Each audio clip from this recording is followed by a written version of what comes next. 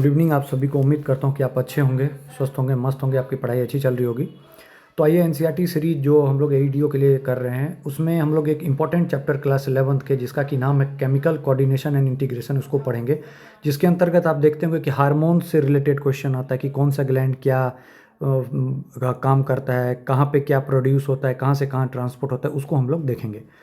तो उम्मीद करूंगा कि ये वीडियो देखने के बाद उसमें जो इंपॉर्टेंट पॉइंट है जिसको कि मैं हाईलाइट करूंगा उसको आप लिख लीजिएगा, और उसी में से फिर अगर इसमें से क्वेश्चन आएगा तो आपके बिहार दरोगा मेंस या फिर एईडीओ में या फिर बीपीएससी 72nd प्रीलिम्स की अगर आप तैयारी कर रहे हैं तो क्वेश्चन यहाँ से कहीं बाहर नहीं आएगा, क्योंकि एनसीईआरटी बेस्ड ये पेपर बन रहा है। तो आप एक बार अच्छे से देख लीजिएगा जिस चीज़ को मार्क कर रहा हूँ, क्योंकि इतने कम टाइम में इतना ज़्यादा पढ़ना मुश्किल है। वैसे एक बार मैं गाइड कर देता हूँ, अगर इसके बाद आपको मन करे तो आप एक बार एनसीईआरटी से गो थ्रू हो सकते हैं। बट जो इंपॉर्टेंट चीज़ मैं as being a science student जो मैं आपको बता रहा हूँ उसको आप अच्छे से बस देख लीजिए, आपका काम हो जाएगा। ठीक है, तो अब हम लोगों ने 11th क्लास के जो जो मेन इंपॉर्टेंट चैप्टर्स हैं उन लोग करीब करीब हम लोग देख रहे हैं, और एक दो दिन में इसको ख़त्म कर लेंगे। कोशिश करेंगे जितना इंपॉर्टेंट चैप्टर उसको कर लिया, और एक बार में प्लांट फिजियोलॉजी जैसे क्या ग्लाइकोलाइसिस क्या होता है, क्रेब्स साइकिल क्या होता है, ईटीएस क्या होता है, C3 C4 C2 camp plant, ये सब क्या होते हैं, सब में कितना क्या काम होता है, पहला प्रोडक्ट क्या बनता है ग्लाइकोलाइसिस का, जैसे 2 पायरुविक एसिड बनता है, तो ये क्वेश्चन आ चुका है प्रीवियस ईयर में कहीं। तो ये सब में क्या होता है, कैसे इंपॉर्टेंट है, उन सबको भी हम लोग एक बार देख लेंगे ताकि आपका कुछ मिस ना हो। एनिमल किंगडम से एक दो क्वेश्चन पूछा गया है तो उसमें बेसिक्स पूछते हैं, तो अगर आपको नाम पता है, जैसे पूरा हम लोग फाइलम स्टार्ट करेंगे तो protozoa, porifera, coelenterata, ctenophora, platyhelminthes, aschelminthes, annelida, arthropoda, mollusca, ऐसे करके मतलब इकाइनोडर्मेटा, हेमिकॉर्डेटा। तो इसमें आपको पता होना चाहिए कि क्या किसका क्या इंपॉर्टेंट है। ठीक है, तो उतना आप कर लीजिएगा तो बस आपका काम हो जाएगा। कुछ ज़्यादा डिमांड नहीं है, बट ये है कि अब ये लोग ये चाहते हैं कि आप 11th-12th की भी एनसीईआरटी पढ़िए। देखिए 9th-10th की एनसीईआरटी तो आप आराम से पढ़ लीजिएगा, 2 से 3 घंटे में पूरा ख़त्म कर लीजिएगा, बट 11th-12th थोड़ा मुश्किल है। इस चैप्टर 2-3 को करके इसके बाद हम लोग अब चलेंगे उस द फिजिक्स पे। इसके बाद फिजिक्स को टारगेट करेंगे, 11th पहले 12th क्लास की फिजिक्स को टारगेट करेंगे। ठीक है, फिर उसके बाद केमिस्ट्री को, क्योंकि देखिए जो भी चीज़ मैं बता रहा हूँ तो जैसे मानिए केमिकल कोऑर्डिनेशन एंड इंटीग्रेशन, ये क्लास 11th का, तो ये 9th में भी दे रखा है, तो उसके भी जो कंसेप्ट है वो यहाँ पर थोड़े एडवांस फॉर्म है, तो मैं उसको बोल देता हूँ। तो इससे आपका 9th भी क्लियर हो रहा है, 11th भी क्लियर हो रहा है। सेम चीज़ जैसे अभी हम लोग साउंड को, लाइट को अच्छे से पढ़ेंगे, क्योंकि साउंड और लाइट से बहुत बढ़िया क्वेश्चन आ रहा है। फिर ईएम वेव्स जो है वो बहुत अच्छा क्वेश्चन पूछ रहा है, तो वहाँ से मतलब जो जो इंपॉर्टेंट चीज़ है जो मुझे लग रहा है तो वो मैं उसको बिल्कुल मतलब फरवरी के एंड 28 फरवरी होते होते सारा कुछ ख़त्म कर दूंगा, ताकि आप मार्च में अच्छे से जो जो चीज़ पॉइंट है उसको रिवीजन करें। और मेरी बात मानिएगा तो आप एक आराम से काम कर सकते हैं। जैसे ये चैप्टर मानिए अभी chemical coordination and integration 15 minute में ओवर हो गया, तो मैंने बोल दिया कि द एंड। तो आप क्या कीजिएगा, एनसीईआरटी निकालिएगा, जिस जिस पॉइंट को मैंने हाईलाइट किया उसको अपना अपने लैंग्वेज में लिख लीजिएगा। जैसे मैंने यहाँ पे बताया कि हार्मोन क्या है, नॉन न्यूट्रिएंट केमिकल है, इंट्रासेलुलर मैसेंजर है। ठीक है, तो आपको जो है सो क्या करना है कि छोटा पॉइंट में हार्मोन लिख के, डैश लिख के, नॉन न्यूट्रिएंट केमिकल और इंट्रासेलुलर मैसेंजर लिख लेना है। मानिए ये इसमें ये बता दिया, मानिए हाइपोथैलेमस के बारे में बताया, ठीक है, जीएनआरएच के बारे में बताया, तो आपको उसके बारे में लिख लेना है। इससे क्या होगा कि आप जब लास्ट में रिवीजन कीजिएगा तो आपको किसी और बुक पे नहीं जाना पड़ेगा, किसी और के नोट्स पे, कोई वाइवा, कोई मैराथन, कोई महाकुंभ, कहीं टॉनिक कैप्सूल, कहीं कुछ नहीं भटकना पड़ेगा। आपको सीधा अपने कॉपी पर भरोसा रखिएगा, और पेपर में जब करके आइएगा तो हंसी भी आएगी पेपर क्वेश्चन देख के कि अरे बाप मैंने तो ये लिखा था, बस मेरे से हो गया।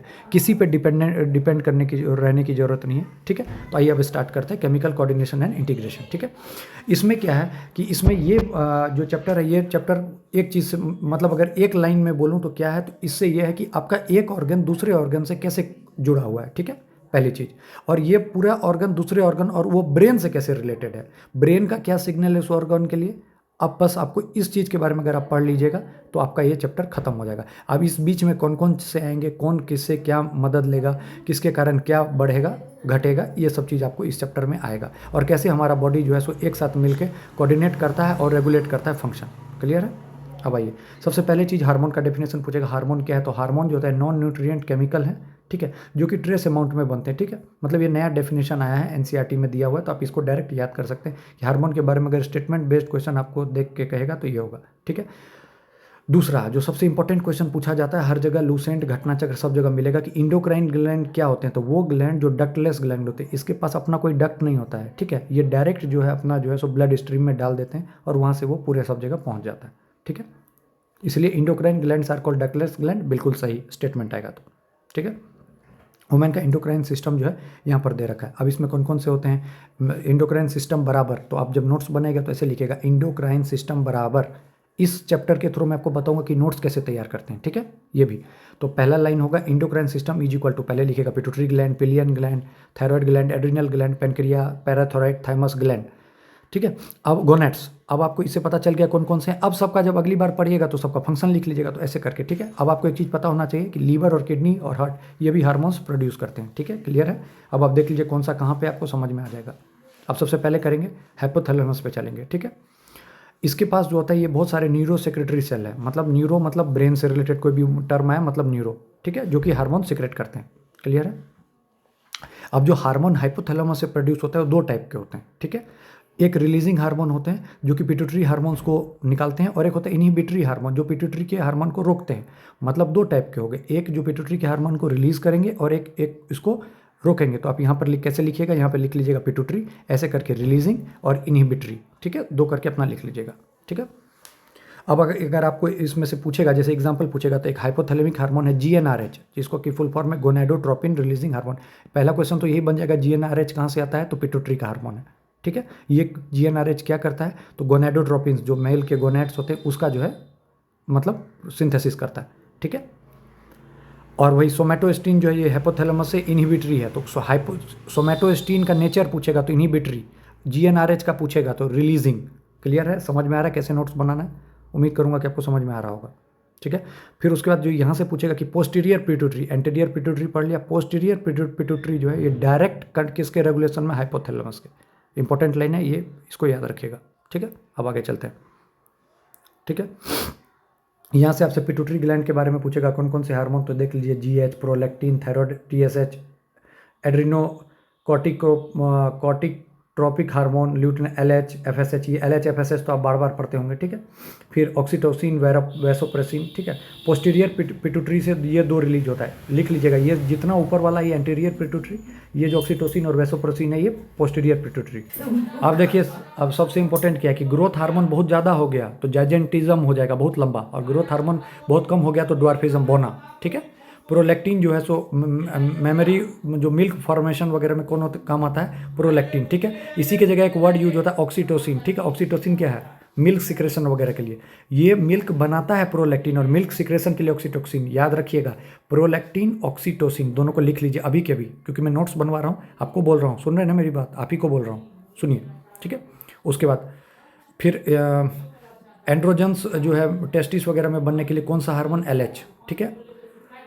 FSH वगैरह जो है स्पर्मेटोजेनेसिस, स्पर्म वगैरह जो बनता है उसके लिए। LH जो है, सो फिर LH का काम ओव्यूलेशन, जो फीमेल मेंस्ट्रुअल साइकिल होता है, जो ओव्यूलेशन जो होता है एग का रिलीज, उसके लिए मेन हार्मोन LH, क्लियर है। कॉर्पस लिटियम को जो है सो वो करके मेंटेन करके रखता है, ठीक है। फिर देखिए ये लिखा है ना, ये लाइन स्टार मार्क कीजिए, oxytocin acts on the smooth muscle of the body and stimulate their contraction. जब बच्चा भी जो पैदा होता है तो उस दौरान जो है ऑक्सीटोसिन जो है रिलीज होता है, ताकि मदर को डिलीवरी के टाइम में बहुत ज़्यादा पेन ना हो, ठीक है। उसके लिए मिल्क इंजेक्शन भी है, देख लीजिए यहाँ पर लिख रखा होगा मिल्क इंजेक्शन, ठीक है। अब वैसोप्रेसिन का देखिए यहाँ पे, vasopressin act mainly on the kidney and stimulate the reabsorption of water by the distal tubules, therefore reduces the loss of water and it is known as antidiuretic hormone. तो सब यहाँ से आपसे क्वेश्चन छप गया, एक क्वेश्चन छप गया, याद रखिए, ईडीओ में पूछ सकता है, ऐसे करके याद रखिए। Vasopressin is known as antidiuretic hormone, क्यों, क्योंकि ये क्या करता है कि जब इसको पानी की कमी होती है तो क्या करता है, हर जगह से पानी खींचता है, क्योंकि भाई किडनी को तो पानी के लिए चाहिए, पानी काम करने के लिए। किडनी का दोस्त है पानी, अगर पानी नहीं दीजिएगा तो स्टोन बनेगा, और पानी नहीं दीजिएगा तो स्टोन के साथ साथ फिर आपके नेफ्रॉन्स बर्स्ट होंगे, और नेफ्रॉन बर्स्ट होंगे तो आपकी किडनी खराब हो सकती है। देखते होंगे क्रिएटिन लेवल बढ़ गया, यूरिया बढ़ गया, उसमें एक रिस्पॉन्सिबल फैक्टर वाटर भी है। तो समझ में आ रहा होगा, इसलिए याद रखिए, इसको स्टार मार्क कीजिए, तुरंत लिखिए अभी कभी, vasopressin is also called एंटीड्यूरेटिक hormone, clear है। अब देखिए, अब एक एक करके सब ग्लैंड दिया है, इसमें क्या इंपॉर्टेंट है, पढ़ते जाइए, खत्म होता जाएगा। पहले पिनियल ग्लैंड, ठीक है, ये फोर ब्रेन के जो है सो डोर्सल साइड में, पीछे साइड में, इसका काम होता है मेलाटोनिन। तो नोट्स कैसे लिखिएगा, पिनियल ग्लैंड, सामने में मेलाटोनिन, और मेलाटोनिन के फंक्शन में लिखे कि 24 आवर डायरियोनल रिदम, जो भी हम करते हैं, उठते हैं, सोते हैं, नहाते हैं, ये करते हैं, सब कुछ जो भी है उस दौरान जो भी है, ये कौन रिदम बनाता है, पिनियल ग्लैंड, ठीक है। तो मेलाटोनिन किससे रिलेटेड है, पिनियल ग्लैंड से, क्लियर है। थायराइड ग्लैंड T3 T4 पता है आपको, आयोडीन वगैरह से रिलेटेड है। अगर आयोडीन की कमी हो जाएगी तो हाइपोथायरॉयडिज्म, और बहुत ज़्यादा आयोडीन हो जाएगा तो भी हाइपरथायरॉयडिज्म। हाइपो मतलब कम, हाइपर मतलब ज़्यादा, क्लियर है, ये चीज़ याद रखिएगा। ये भी बॉडी फिजियोलॉजी वगैरह जो थायराइड हो जाता है, याद रखिएगा। T3 T4 का टेस्ट होता है, और पूछेगा इसके लिए मेन कौन रिस्पॉन्सिबल, तो आयोडीन। ठीक है। बेसल मेटाबॉलिक रेट के लिए कौन रिस्पॉन्सिबल है? थायराइड। क्लियर है, याद रखिएगा। ठीक है, थायराइड बेसिक मेटाबॉलिक रेट के लिए, और मेलाटोनिन किस चीज़ के लिए रिस्पॉन्सिबल है? Regulation of 24 in hour diurnal rhythm. लिख रहे हैं, आप ही को बोल रहा हूँ, लिखते जाइए। ठीक है। फिर एक आता है थायरोकैल्सिटोनिन, वर्ड में ही आ जाता है थायरोकैल्सिटोनिन, कैल्शियम की बात आ रहा है तो पूछेगा कौन ब्लड कैल्शियम लेवल को मेंटेन करता है, तो थायरोकैल्सिटोनिन। ठीक है। कहाँ से सीक्रेट होता है? तो थायराइड। थायरो वर्ड है तो थायराइड। थायरो केयर वगैरह जब नाम सुनते होंगे, मतलब किसी से रिलेटेड है? थायराइड से। टेस्ट वगैरह जो लैब है थायरो केयर। अब देखिए पैराथायराइड है। ठीक है। इंसान में 4 पैराथायराइड ग्लैंड होते हैं। ठीक है, याद रखिएगा 4 पैराथायराइड ग्लैंड, याद रखिएगा 2 पेयर्स। क्लियर, याद रखिएगा पहला चीज़। ठीक है। ठीक है। अब देखिए पैराथायराइड का काम क्या होता है? पैराथायराइड का काम होता है कि अगर शरीर में कैल्शियम की कमी हो गई तो पैराथायराइड कैल्शियम एब्जॉर्ब करेगा।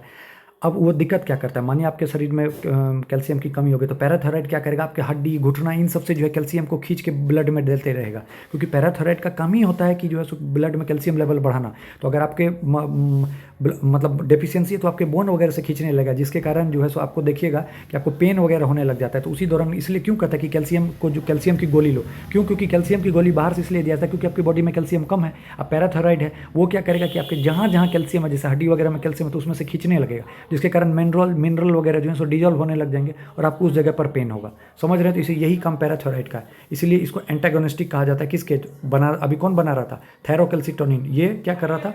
ब्लड में क्या कर रहा था? बना रहा था, मतलब इसको ब्लड में ये बढ़ाने का काम कर रहा था पहले, मतलब बनाने का ब्लड कैल्शियम। अगर इसकी कमी हो गई तब ना पैराथायराइड काम करेगा। समझ रहे मेरी बात? थायरोकैल्सिटोनिन का नॉर्मल काम है कि ब्लड में कैल्शियम वगैरह, लेकिन इसकी कमी होगी तो कौन काम करेगा?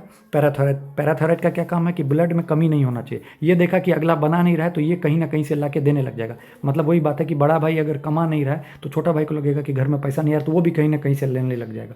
तो वो कहाँ से लेगा? गलत तरीके से पैसा लाएगा, वो जुआ खेल के। तो वही हो गया कि ये शरीर के ही हड्डी से ही निकाल के ब्लड में दे रहा है। क्लियर हो गया? कंसेप्ट समझ में आ गया होगा। थाइमस के लिए आपको पता है टी सेल इम्यूनिटी और बी सेल इम्यूनिटी आपको बहुत अच्छे से पता है। ठीक है। सेल मीडिएटेड इम्यूनिटी वगैरह के लिए थाइमस रिस्पॉन्सिबल है। क्लियर है। एड्रिनल ग्लैंड में आपको 2 याद रखना है, एड्रिनल कॉर्टेक्स होता है, एक मेडुला होता है। ठीक है। सेंट्रल में जो होता है वो मेडुला होता है और बाहर में जो होता है वो कॉर्टेक्स होता है। ठीक है, इंपॉर्टेंट चीज़ है, देख लीजिए। ठीक है। अब एड्रिनल मेडुला से सीक्रेट होता है adrenaline, noradrenaline, epinephrine, non epinephrine. मतलब अचानक से आप सोए, पीछे से आके कोई धीरे से आपके गर्दन पे ऐसे हाथ रख देगा तो कैसे आप डर जाएंगे? तो इमरजेंसी हार्मोन निकलता है, उसी का नाम है एड्रेनलिन, नॉन एड्रेनलिन। ठीक है।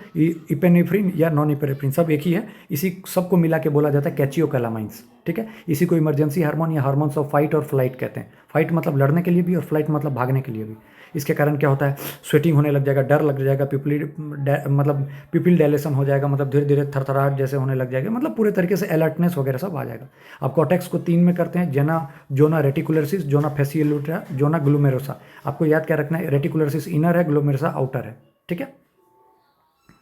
अब जो इसमें मेनली जो कॉर्टिकॉइड्स जो होते हैं, एड्रिनल कॉर्टेक्स कॉर्टिकॉइड होते हैं जो कार्बोहाइड्रेट मेटाबॉलिज्म में, इनको ग्लूकोकॉर्टिकॉइड होते हैं। स्टार मार्क कीजिए, ग्लूकोकॉर्टिकॉइड। अपने बॉडी में कॉर्टिसोल जो है मेन ग्लूकोकॉर्टिकॉइड्स है, इसको स्टार मार्क करिए, लिखिए cortisol is main glucocorticoids. Clear है? ठीक है। और मेन मिनरलोकॉर्टिकॉइड्स पूछे तो एल्डोस्टेरॉन। ठीक है। ये 2 चीज़ याद करके लिखिएगा। ठीक है। चलते चलिए, ये सब ठीक है, ये सब बेसिक है, ये सब में कहीं नहीं पूछेगा। फिर पेनक्रियाज, मैंने आपको चीख के चिल्ला के बोला है। अल्फा तो ग्लूकागोन, बीटा तो इंसुलिन। याद होगा अगर आप एनसीईआरटी पढ़ रहे हैं मेरे साथ तो। अल्फा तो ग्लूकागोन, बीटा तो इंसुलिन किसका है? पेनक्रियाज का। और पेनक्रियाज जो है इकलौता कंपोजिट ग्लैंड है जो कि एक्सोक्राइन की तरह भी काम करता है, एंडोक्राइन की तरह भी। ठीक है। और ग्लूकागोन का नेचर पूछेगा तो पेप्टाइड हार्मोन है। ठीक है। ग्लूकागोन क्या करता है कि ब्लड में जो है सो शुगर लेवल को क्या करता है? बढ़ा देता है, इसलिए हाइपरग्लाइसीमिया। इसी के अगेंस्ट में कौन काम करता है? इंसुलिन। वो क्या करता है? कम करता है। इसलिए कहते हैं कि इंसुलिन की कमी होगी तो बाहर से पेट में इंसुलिन का इंजेक्शन लेते हैं। क्लियर है? और लगातार हाइपरग्लाइसीमिया रहेगा, शुगर तो एक बीमारी होती है डायबिटीज़ मेलाइटस। ठीक है। टेस्टिस या आउटर एब्डोमेन में इसमें बताने की कोई ज़रूरत नहीं है, ये सब आप लोग को आता होगा। लेडिक सेल इसको सीक्रेट कर वो करता है। ठीक है। लेडिक सेल सीक्रेट करते हैं एंड्रोजन्स, मेनली टेस्टोस्टेरोन। ठीक है। सेम चीज़ ओवरी का जो मेन हार्मोन है एस्ट्रोजन, प्रोजेस्टेरोन। पता है आपको ये सब चीज़ अपने से रिलेटेड है तो आपको ये सब बहुत अच्छे से पता होगा, उम्मीद करता हूँ कि आता भी होगा। फिर पूछेगा प्रेगनेंसी को कौन सा हार्मोन मतलब सपोर्ट करता है, तो प्रोस्टेजेरॉन।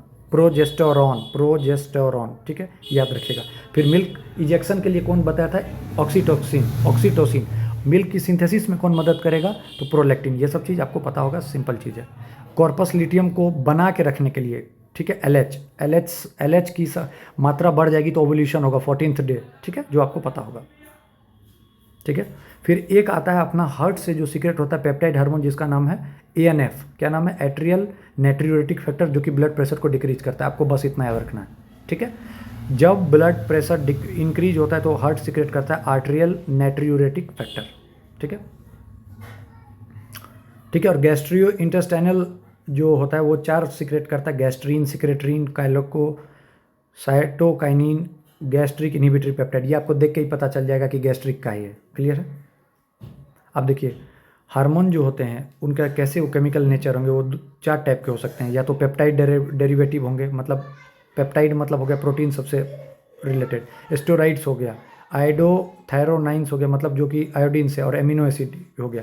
अब आपको ये सीधा रखना पड़ेगा, प्रोटीन है तो याद रखिएगा, मैं आपको कैसे याद करवा रहा हूँ। देखिए, प्रोटीन है तो सबके लास्ट में एन है। देखिए, इंसुलिन, ग्लूकागॉन, तो protein, peptide, P for peptide, P for protein, ठीक है, इंसुलिन, ग्लूकागॉन, ठीक है, याद रखिएगा। स्टेरॉइड्स में आपको पता है कॉर्टिसोल जो है बाहर से इंजेक्शन देते हैं। कॉर्टिसोल क्या होता है? अगर कोई आदमी को डॉक्टर जवाब भी देता है तो ना एक लास्ट ट्राई किया जाता है, जो बोलते होंगे, सुनते होंगे कि एक आखिरी इंजेक्शन देते हैं, वो कॉर्टिसोल का इंजेक्शन देते हैं। अगर शरीर में थोड़ा सा भी अगर उसके अंदर में पॉजिटिव वो है कि स्टिमुलाई की वो मतलब खड़ा हो सकता है, तो कॉर्टिसोल का इंजेक्शन से वो अगर बचने की उम्मीद होती है तो वो बच जाएगा। आयोडोथायरोनिन्स आपको पता है थायराइड से रिलेटेड, आयोडीन से रिलेटेड तो हो जाएगा। और एमिनो एसिड डेरिवेटिव में एपिनेफ्रिन याद रखिएगा। तो आपको याद क्या रखना है? एमिनो एसिड, एपिनेफ्रिन, थायराइड वाले से ये कर ही लीजिएगा। स्टेरॉइड आपको देख के ही पता चल जाएगा, टेस्टोस्टेरोन है तो ये स्टेरॉइड वगैरह ये सब नाम है, ये एस्ट्राडायोल, तो ये से आपको पता चल जाएगा। क्लियर है? फिर ये आपसे साइक्लिक मैसेंजर वाला इतना डीप में जाके नहीं पूछेगा, ये अभी से ही याद रखिए। जो इसका मैंने नाम बता दिया, यही चारों में से क्वेश्चन पूछा जाएगा, ठीक है, कुछ ऐसा नहीं है, ठीक है। ये प्रोटीन और स्टेरॉइड की बात कर रहा है कि कैसे कैसे प्रोटीन और स्टेरॉइड में कैसे करके जो है ये मेनली जो हार्मोन कैसे इंटरेक्ट करेंगे, ठीक है। कम्प्लेक्स बनता है, हार्मोन रिसेप्टर कम्प्लेक्स बनता है उसके साथ। ये आपको उतना पढ़ने की डीप जरूरत नहीं है। एक बार समरी इसका बहुत जरूर देखिएगा, ये समरी बहुत प्यारा समरी है। आपको मैं उठा के एक एग्जाम्पल देता हूँ, देखिए कैसे है। देखिए, another thyroid hormone thyrocalcitonin regulate calcium in the blood by decreasing it. अब मैंने आपको थायरोकैल्सिटोनिन बताया कि रेगुलेट करता है calcium level in by blood by decreasing it. कैसे करता है? और पैराथायराइड जो है वो increase the blood calcium level. ये कैसे कैल्शियम लेवल को बढ़ाता है? तो दोनों एंटीगोस्टिक हुई, एंड मतलब उल्टा हुआ। कैसे हुआ? देखिए, पैराथायराइड क्या करता है, हमारे शरीर में देखता है कि ब्लड में कैल्शियम कम है तो हमारे हड्डी वगैरह से निकालने लग जाता है, तो यहाँ से बढ़ाता है। और ये कम, दूसरा जो है सो कम करता है। समझ में आ रहा होगा मैं क्या बोल रहा हूँ, ठीक है। इंसुलिन, ग्लूकागॉन ये सब दे रखा है, टेस्ट्रिस ये सब, ठीक। अब इसमें क्वेश्चन देख लीजिएगा। ये टारगेट ग्लैंड किसको टारगेट करता है, ठीक है। गोनाडोट्रोपिन हार्मोन GnRH वाले का उसका देख लीजिएगा, प्रोजेस्टेरोन हार्मोन, ठीक है।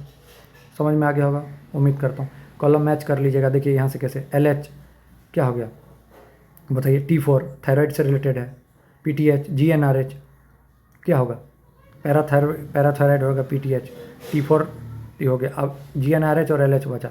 LH आप क्या कीजिएगा, पिट्यूटरी, GnRH हाइपोथैलेमस, खत्म।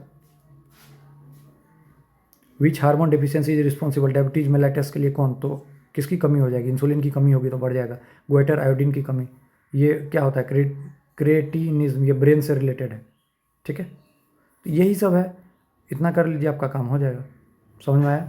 तो सभी को शुक्रिया। ऐसे ऐसे करके जो इंपॉर्टेंट चैप्टर हैं उसको अब फिजिक्स केमिस्ट्री को भी थोड़ा निपटाते हैं, आराम से करना, कुछ ऐसा नहीं है। और उम्मीद करूँगा कि अब आज जो है मंथ का लास्ट डे, अभी तक जो मौज मस्ती कर लिया, कल से 60 दिन का अपना प्लान बनाइए, क्योंकि जो अप्रैल का 14 दिन है वो रिवीजन के लिए रखिए। करंट अफेयर्स को मजबूत कीजिए। अगर आपको BPSC AEDO में सिलेक्शन लेना है तो मैं आपको बार बार बोल रहा हूँ कि करंट को मजबूत करना पड़ेगा। करंट मजबूत नहीं हुआ, 20 क्वेश्चन माइनस में गए, 180 का खेल बचा। मैथमेटिक्स वगैरह में गलती करिएगा ही 10-15 क्वेश्चन, और GS में भी 10-15 क्वेश्चन तो बनेगा ही नहीं। तो 30 क्वेश्चन हो गए, 130-40 पे 1 घंटा नहीं होगा सिलेक्शन। देखिए, क्लियर कट बात बोल रहा हूँ। सिलेक्शन चाहिए तो मेहनत करना पड़ेगा, जो जनता कर रही है उससे अलग हट के करना पड़ेगा। मैथ रीजनिंग में सेलेक्टेड टॉपिक कीजिए, जो भी 10-12 टॉपिक है बार बार उसको कीजिए। रीजनिंग आसान आता है, रीजनिंग से आप अगर 50, 55, 60 क्वेश्चन आते हैं तो, और इतना याद रखें BPSC का वो है कि हर बार से उसका नियम है कि अगर वो मैथ रीजनिंग में लाके 100 क्वेश्चन पूछता है तो 60 क्वेश्चन वो रीजनिंग से ही पूछेगा, 40 ही मैथ से पूछेगा। तो 60 में 55-58 कर सकते हैं। तो इसलिए दिमाग लगाइए, अच्छे से पढ़िए और सिलेक्शन लीजिए। ये ऐसा वैकेंसी कभी दोबारा नहीं आएगा हाथ में जैसा अभी चल रहा है, क्योंकि अपने दरोगा पीटी दिया, मानिए मेंस हो गया तो मेंस दीजिएगा, एईडीओ दीजिएगा, बीएससी सीजीएल 4 दीजिएगा, फिर 72वीं पीटी दीजिएगा।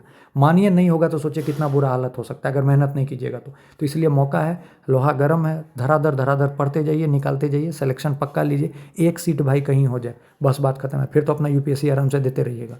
समझ पा रहे होंगे मेरी बात, मैं डिमोटिवेट नहीं कर रहा हूँ, मेहनत कीजिएगा, आराम से हो जाएगा। देखिए 150 पे भी सिलेक्शन हो जाएगा, बट 150 क्यों सोचना, एग्ज़ाम दे के आइएगा, बैठे रहिएगा, कटअप चलता रहेगा यूट्यूब पे, खोजते रहिएगा कहाँ कितना बता रहा है। जब तक आपको अपने लाइक नंबर नहीं मिलेगा, कहीं हाँ मेरा 135 आ रहा है, कोई तो मास्टर होगा जो 135 कटअप बताएगा, वो दिखाएगा, तब आपको मन लगेगा। अब फिर अगले दिन देख लीजिएगा कि 160 बता रहा है तो डर के मारे हालत खराब। ऐसा काम ही क्यों करे, इतना साले को नंबर लेके आ जाए 170 75 कि अपना आराम से लास्ट में कुछ भी हो, हमको कोई फ़र्क नहीं पड़ता है। मेरा आ गया है नंबर, मैं आराम से अगला एग्ज़ाम दूंगा या दूंगी, मुझे नंबर जोड़ने की ज़रूरत नहीं है। अब यूपीएससी जब देगा, जब फाइनल आंसर किया, पीडीएफ में नाम देखिए, मौज लीजिए, सोचिए, जस्ट इमेजिन माँ बाप को कितना प्राउड फील होगा। ठीक है, तो सेल्फ मोटिवेटेड रहिए। All the best, thank you, God bless you.